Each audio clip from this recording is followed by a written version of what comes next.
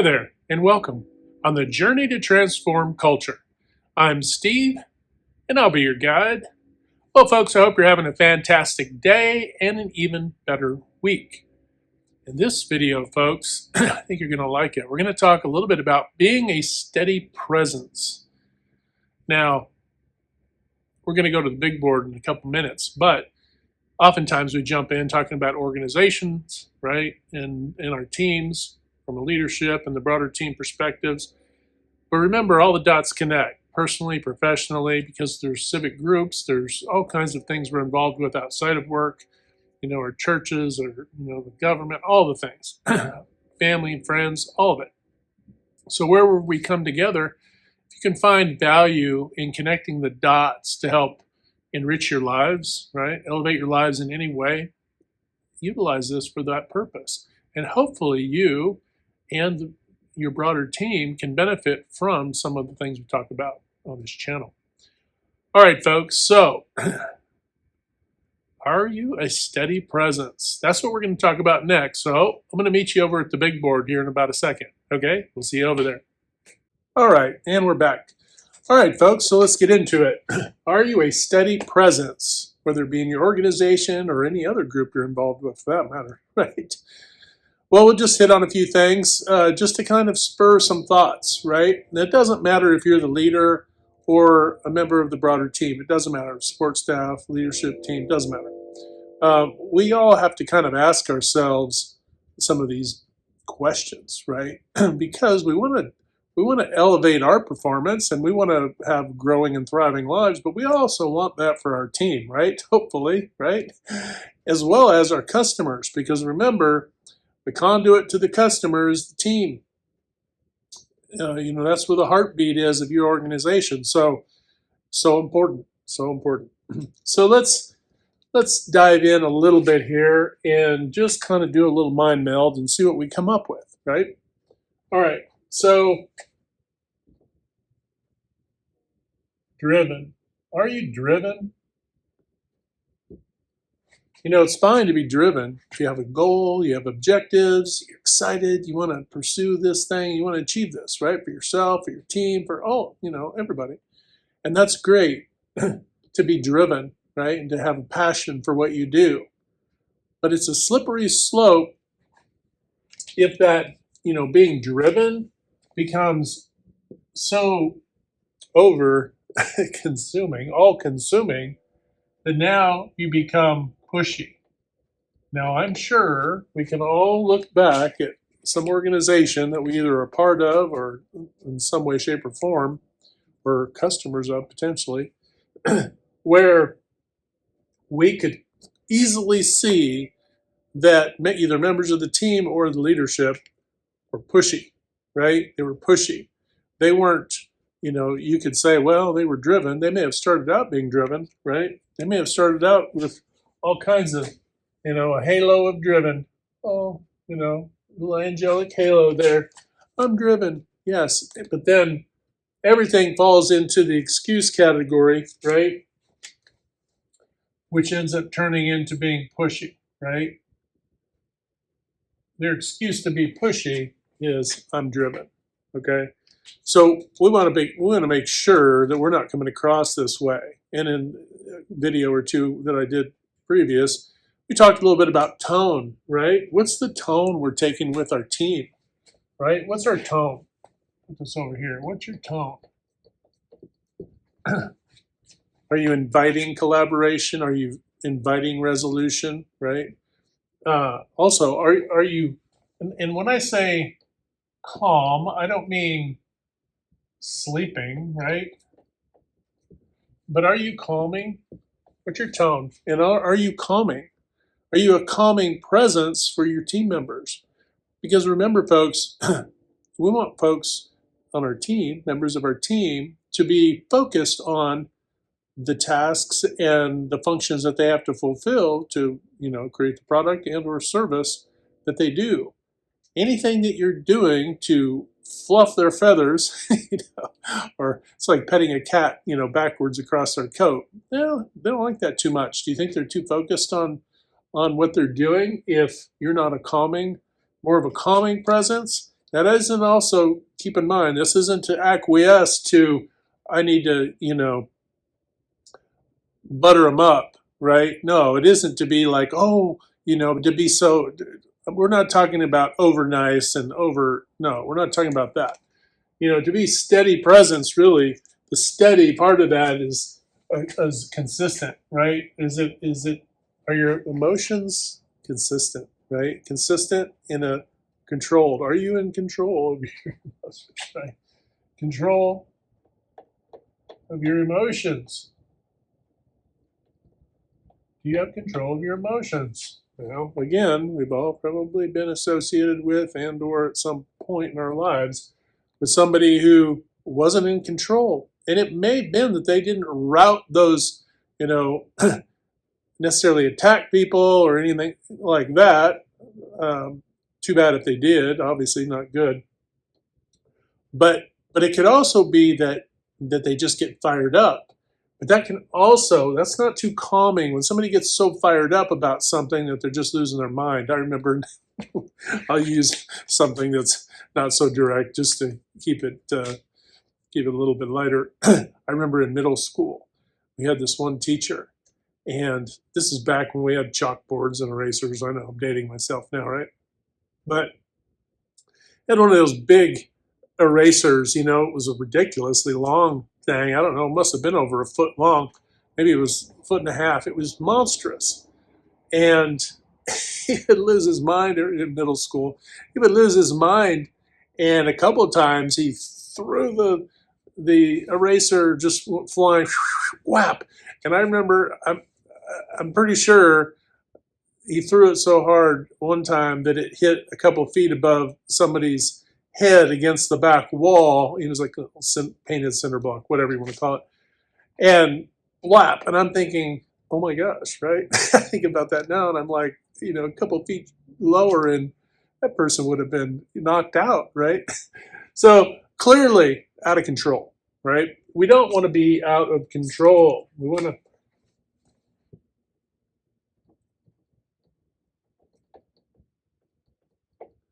do not want to be out of control, right? Definitely don't want to go there. When we get out of control, and think of it this way too, folks. If we're out of control externally, we're probably considerably out of control internally. Okay. Now, does that mean that you that you short side your feedback and your responses and your communication? Of course not. We want to be transparent. We want to, be frank, but we don't need to inflame. Right? This is another thing we don't want to be. We don't want to be inflammatory, right? Pretty sure I spelled that right. All right, we don't want to be inflammatory with members of our team, right? We don't want to be inflammatory with anyone, I hope, right? We don't want to be provocative either, right? So, we don't want to give some kind of, we don't want to be provoking. Provocative isn't really where we're going, but provoking. We don't want to provoke people, right? We don't. Look, even if you're having a bad day, maybe you need to go to the gym, go for a walk, right? Get that extra energy, get all that fire out of you, and then get to a calming space, right? So, some people do yoga, some people meditate, some people just, sit quietly, some people read, some people, we all do different things. Hopefully you're doing something because we all have to do something to kind of just marinate and process, right? Because it's legitimate to say that sometimes we need to process this stuff out, right? Process it through. And if it's really a challenge, then, seek out a counselor or clergy or whomever, right? Whoever, mentor, all of those things, right? You do you, right? But sometimes we need to process some things through. I mean, that's just human beings being human beings. I remember one time when I was in the Air Force flying, they were training missions, but we had 3 in-flight emergencies in 1 week. 3. I mean, right? But the thing that stands out, like, yeah, we did the things we were supposed to do to make sure that we landed safely. Fire trucks coming, the whole thing. But and that was rare. I mean, you didn't have in-flight emergencies all the time. Even one here or there would be, like, wow, I can't believe I had one. I had 3 in 1 week. That was ridiculous, right? So, but the thing that I'm always reminded of is how calm and cool we all were. We all did what we needed to do. We handled things the way we needed to handle them. There was nothing frenetic, right? Which is another thing. If you're a calm and steady presence, right, then you're going to what? You're going to give confidence to the people around you, right? When you're doing these things, it's going to give confidence, right? Yeah, there's going to be times when the little mouse or little squirrel inside you is running 1,000 miles an hour, going, oh my gosh, but you're processing, right? But do you need to be inflammatory, out of control, right? Any of these things, provoking for sure. We don't need to do that. We don't need to go there, really, right? That's just wasted energy. You're wasting energy to take especially if you're processing something, because you've got dual things probably happening within you, right? You probably got, you're like, oh my gosh, right? It might be going on inside of you. But you also might be going, okay, how do I fix this, or how do we get around this, right? When you're a steady presence, you can then go back to what are the processes and procedures, right? Get back to basics. Super important. Allows you to get back to basics. What are we doing? How do we solve what we need to solve, right? Keep it factual, keep it logical. Lean into logic. Now, does that mean that we don't show empathy? Of course not. We show empathy. It doesn't mean, though, that we need to fall all over ourselves, right? And getting back to basics, hey, what are the steps? What are the steps that we need to follow? What does it say in our own plan? What does it say we have to do? And if you get your team into this mode of, and this also helps you to refine and sharpen your own plan, right? You do the what if scenarios and go, hey, what if this happens? What if that happens? All the things. You do this during, like on a training day when you put together and you compile a bunch of things, and now you come up with a really good list of this is what we do when these other things happen, right? And it's really risk assessment. So get back to basics so that you can solve whatever challenges you have, right? And steps. And now if you get your team into this mode too, then what do you think they're going to do? They're going to go to that reference. They're going to go to that O plan. They're going to go to their policies, process, procedures, and they're going to go, boom, what do we need to do, right?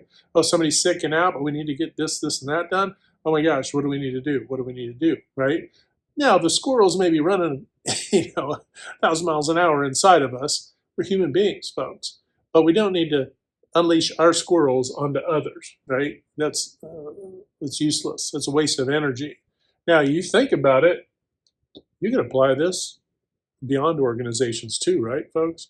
I'll allow you to connect the dots you want to connect in your own lives. But when we let, what's on the inside start running people down, maybe it's the words we say, maybe it's, maybe we're being, there's being humorously sarcastic, and then there's being, negatively and harshly sarcastic. If we're going and our communication starts to go, then we need to have self-awareness, right? So it's so important that we have some, if we can get this in there, self-awareness. Now you might be thinking, Steve, this stuff is so obvious. Yeah, but is it really? And if it's so obvious, how come we see it all the time, right? We see it all the time. If it was that obvious and it was so applicable, then we wouldn't really need to talk about it, right? And we can see that our performance and our quality and all the things suffer in organizations and in culture at large, right? We have to look back and kind of peel the onion back to get to the core and the root cause of some things. And you start to see where so much of all of culture in every aspect. What driven becomes pushy, right? Go out in the community, you will find where driven becomes pushy, right? Um, anything is justifiable, right? This is what the mode is. I'm not saying it is. I'm saying this is what the mode becomes. Pushy becomes all is justifiable.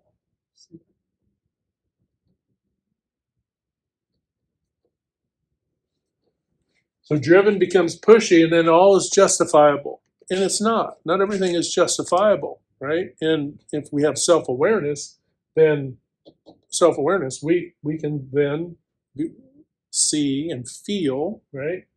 Feel what's going on. That volcano might be burbling up inside. Okay, well, how can I process this through so that I can, obviously work with others if I'm trying to get something done, so that we can get back to basics and solve, the challenge or the problem or whatever, right? And you see this a lot in culture too, where it seems more entertaining and fun to I see this too on like YouTube and other things, other social media, where there's so many inflammatory things put out there, but there's not a lot of solutions, right? There's not a lot of talking it through, completing the loop. Why? Because if I can rile you up, then that's a dopamine hit, and then you next thing you know, you're riled up all the time. Next thing you know, your internals get a little out of control, and now you're ticked off, right? You may be ticked off about something that you don't even deal with, or that you don't have really a depth of, you may have surface knowledge, but you don't have the depth of knowledge to really address, right? And so things get out of control, and keeping us out of control, who does that benefit? It doesn't benefit customers. It doesn't benefit our teams. It doesn't benefit us. It doesn't benefit our friends, our family, our communities. It doesn't benefit any of us, folks. So just wanted to talk a little bit today. Are you a steady presence? Not only in your organizations, with your friends, with your family, right? With organizations you're involved with, your church, all of it, right? If it's easy to ask yourself, situation starts to get a little wild, and you may have some answers or some inputs. Just remind yourself, am I a steady presence? Am I a steady presence right now when I'm having this conversation or making this input or whatever? So important too that I'll write it over here, that we respond,